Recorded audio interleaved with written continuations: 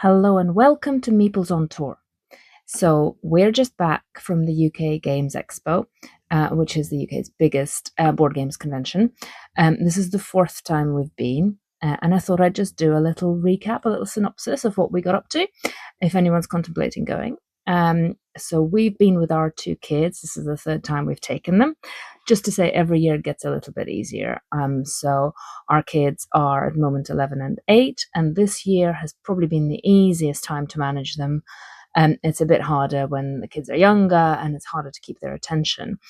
The UK Games Expo takes place every year in the May Bank holiday in Birmingham's NEC Exhibition Centre. It's a massive venue, and every year it's a little bit bigger. So this year there were 5 halls, and they weren't split by theme very much. One hall is pretty much tournaments and free play area. And the others are all mixed between tabletop roleplay games and board games and miniatures.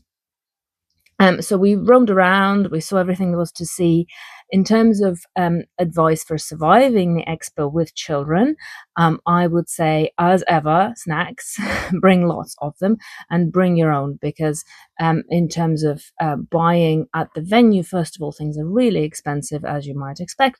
And secondly, there's actually not that many food outlets for the number of people that attend. There are tens of thousands of people attending, and there's only a handful of outlets. They run out of food. They're really expensive. The queues are huge. So do bring your own snacks and potentially your own lunch, unless you're prepared to go sort of outside of standard eating times when the queues are a bit shorter.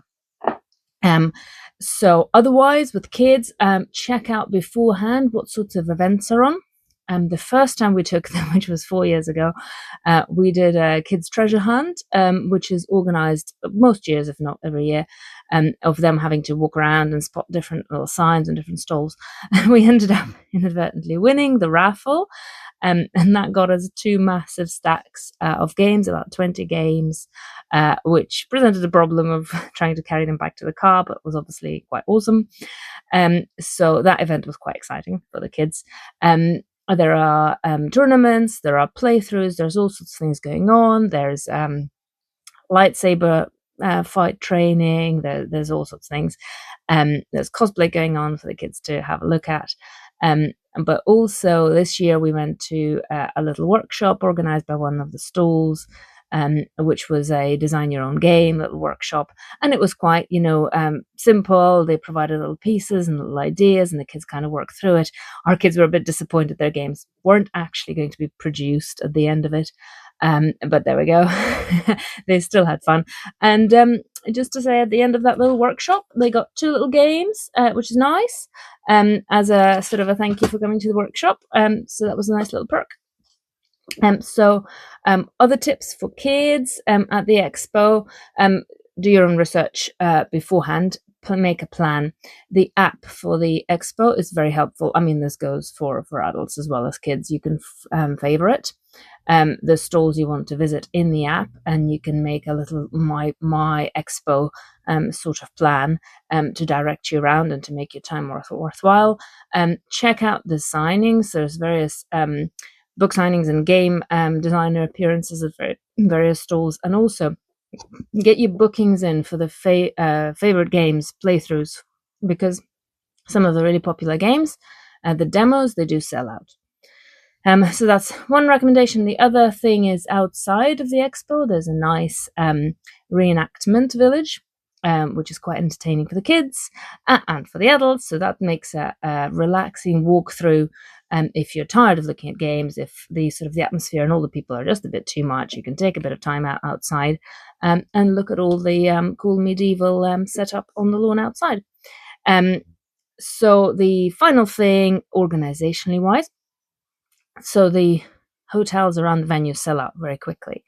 The Hilton Hotel, right next to the venue, sells out quickly, but also that's the venue for hosting the evening and late night gaming sessions. So if you're into that, we certainly have friends who do a lot of that, then try and get a room there early, because it's very convenient to just go downstairs to do the game playthroughs.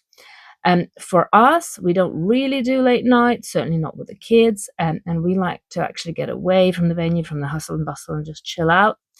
So we tend to get an Airbnb within sort of a half an hour drive somewhere out in the country, which makes a really nice, relaxing counterposition to the hustle and bustle of the expo. So that's what works for us.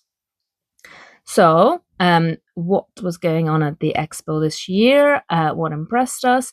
I heard lots of comments about how people didn't like the layout. Several people were talking about that, in that everything was a bit mixed up. Usually there are more discrete areas, for example, for tabletop role play, for wargaming, and for board games. It was a little bit segregated like that, but it was a bit more mixed up this year, including all the stalls doing, for example, dice or other merchandise. They were a bit mixed up between the halls. I actually quite liked that, because that meant you didn't get overwhelmed with one thing all in one area. It also meant that, I think it was better for the traders, because they weren't in direct competition with 20 other stalls right next to them, which was nice. So I quite like that, but there were people who got irritated by that. I guess if you're there for just one thing, you don't want to be wandering around 5 different halls looking for whatever it is you look for.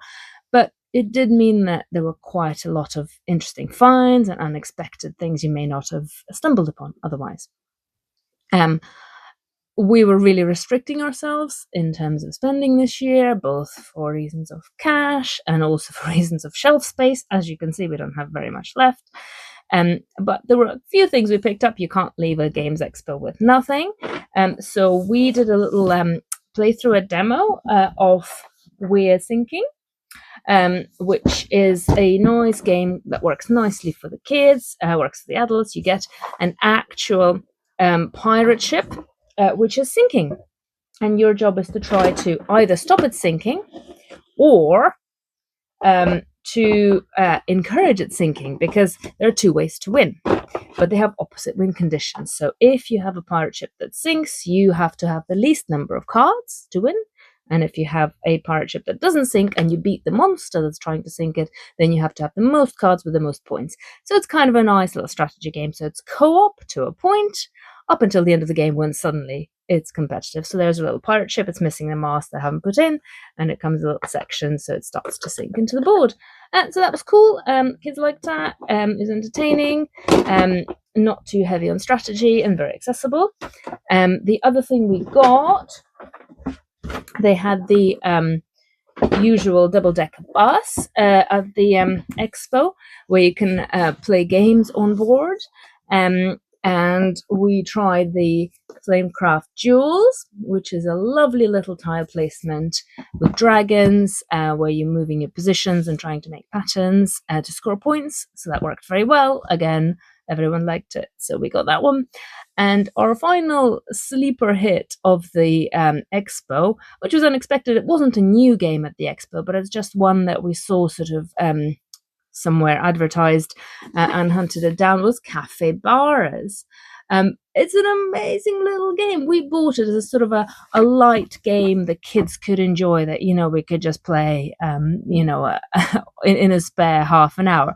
There's quite a lot of strategy. It's very crunchy for an adult if you want to play it that way. You can play it in a light-hearted manner and just enjoy having your capybaras serve these coffees and snacks to customers, but you can also get really into the strategy if you're that way inclined. So it's an amazing little game hiding in this small box. So we really enjoyed playing that in the free play area at the expo. So another thing we got was several boxes of Blitzkrieg. This is one of them. This is my husband's and son's interest. Comes from 2 directions. First of all, it's a miniatures game. It's sort of armies on a map, Second World War themed game. But it also involves you building your own units and scenery out of Lego, which has my son's interest all over it.